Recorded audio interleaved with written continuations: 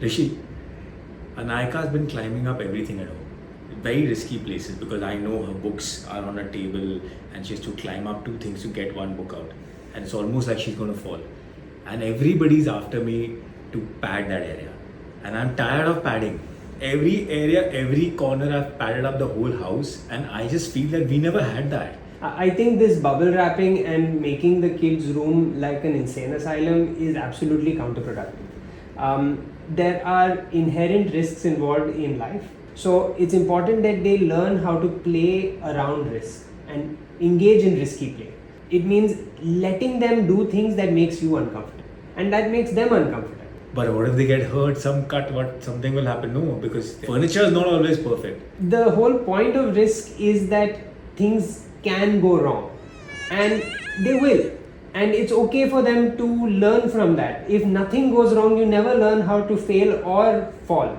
That's not a lesson you want to learn later in life and be incapable of dealing with it. And that's why we see so many adolescents with these anxiety issues and nervous breakdowns, because they've never had to deal with these difficulties earlier on in life and learn how to actually process it in a healthy way. If a child likes to climb something high, like a tree, which is not structured, where the branches can break, where there are inherent risks involved, they have to go through this process of getting to a height, being comfortable at a height, getting over the fear and the fear response, where your heart rate goes up, your legs start shaking, being okay and getting used to that physiological process, which will happen throughout our lives. We can't get away from fear and anxiety stimulus, right? The older we get, the more it comes, especially with our jobs and things like that.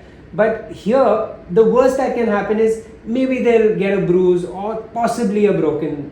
That's not acceptable.